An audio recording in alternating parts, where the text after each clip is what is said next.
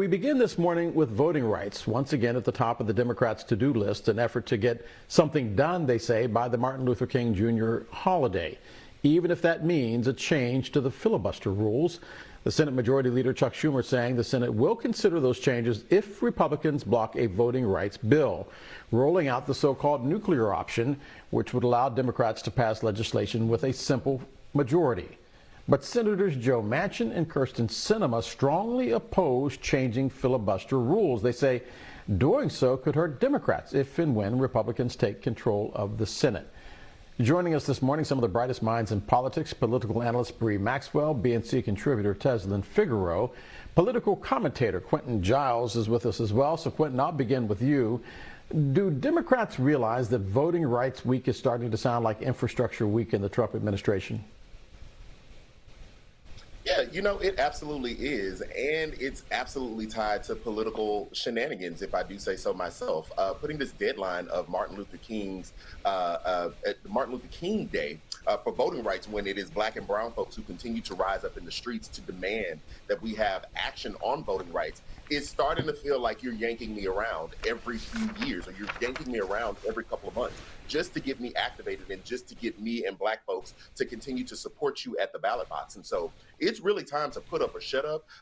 And I say that with precaution, because I ultimately want the Voting Rights Act to be passed and voting rights to be solidified. But I am tired of Democrats sounding like Infrastructure Week and actually doing nothing about it. Teslin, does anybody understand that this sounds like a racial issue when it should not be? We are talking about the ability to vote in the United States, and it is based on a big lie being that was not the safest, most secure election that we ever had in history, and that if all of a sudden all of these things went wrong with regards to the last election, why don't the people who got elected when Donald Trump did not get elected step down and say, I don't want to win by fraud. My seat was fraudulently obtained because all of these black people voted for me as well. Why do we always allow this to be couched in terms of black and white?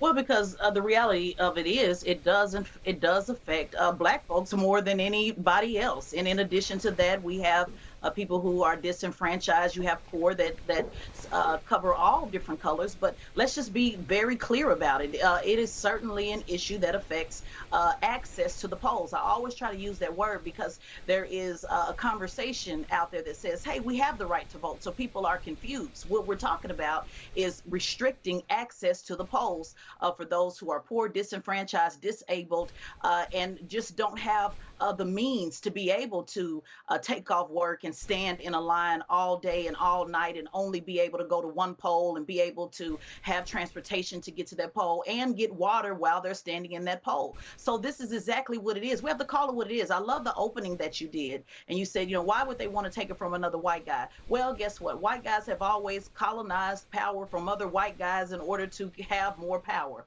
This is about power and control and sending a very clear message that they will do anything, including tearing down the Capitol that my ancestors built that we did not get paid for. Hashtag reparations, by the way. So by any means necessary, they're willing to do it. And so I can't agree more with Quentin when he says this is just more shenanigans. They even said this morning, Schumer's doing this to send a smoke signal to the activists to let them know that he's trying. Well, I got a smoke signal to send right back to him. It's not good enough. Playing this game and creating yet another self-imposed deadline that they know they cannot meet without waiting and begging Republicans, it's just going to be another failure, more disappointment, more voter depression. This is the time to stop begging and start bossing and get something done. Bree, there is a phrase in the black community called getting the okey doke. Does Schumer understand that black folk are starting to feel like Teslin feels, which is that we're getting the okey doke on voting rights? Because, correct me if I'm wrong, but they said they were going to pass it during the summer. And then after the summer came to an end, Chuck Schumer said it's going to be the first thing the Senate takes up when they return after the September break. They didn't. And here we are right now going into Martin Luther King. Why don't we just say we're going to do it on Independence Day so that we can celebrate independence? Then we're going to do it on Labor Day so that we can say that you don't have to labor when you go to vote. Then we can move it up to Christmas. I mean, this is getting old. This is getting tired. Absolutely, and I totally agree with Tesla and Quentin. At this point, we're just giving black folks the okie doke, and we're just giving them the runaround. And this is why we have a lot of voter apathy from black people in the country now, because they don't feel as if either party is doing what they need to do to ensure that we have what we need to make sure that we can vote. No one wants to wait in line 3 to 5 hours just to vote. And now in some states, they have outlawed it to where you can't even give people water or even a snack while they're waiting in line. So you telling me Republicans and some Democrats, hence the dinos, Krysten, Sinema, and Manchin, that you want someone, your grandmother, to wait in line 5 hours without being able to eat just a little piece of chicken or something of the sort. So yes, they are giving us the okie doke and they're giving us the runaround, and it's wasting everybody's time. And at this point, they just need to do what their job is to do in Washington and make sure that people have that, be able to have the access, the proper access to be able to vote. Quentin, I want to show the footage of the January 6th insurrection again, because obviously white people were upset about something that day, and I still haven't figured out. Their racist commander-in-chief was now out, and they could no longer display their racism and their soon-to-be overt oppression of others.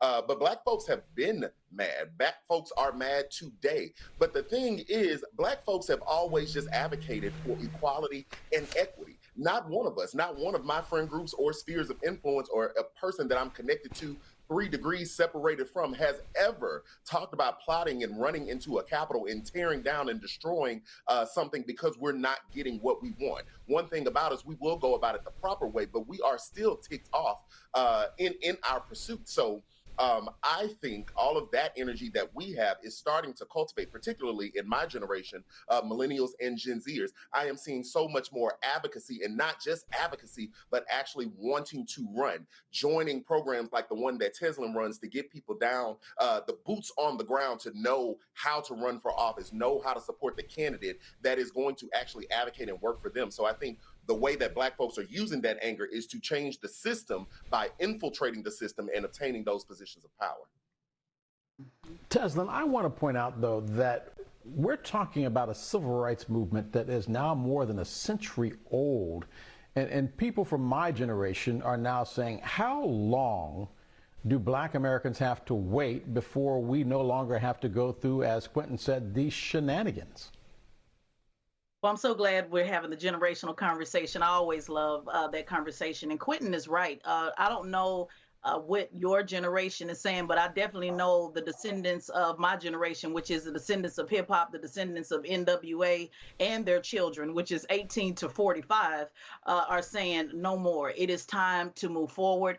We certainly pay homage to everything that was done before us, but we're going to do it a different way. And that starts by saying we're not going to chase them. We are going to replace them. Thank you, Quentin, for bringing that up on how we are looking for ways to put new people in office, because the bottom line is Democrats have made it crystal Windex clear. You don't want to win in 2022. You've made it clear, because why else would you not push a policy that's going to help you retain your seat? So no problem. We'll just replace you. And that's just what it is. My entire tour next year, or this year, is all about you in 2022. Our generation's been tired, but we've been competing with an older generation, respectfully, that have wanted to keep things largely the same, out of comfort. And we're willing to lose a little bit in order to gain a little bit more on the back end and for our children. I cannot stress enough, the young voter, quote unquote, young voter in polls is 18 to 45. I know 45-year-olds that have grandchildren. That is 3 generations, and 18 to 45, and we are moving forward with how we want to see this country ran. So no more begging. It's all bossing from here on out.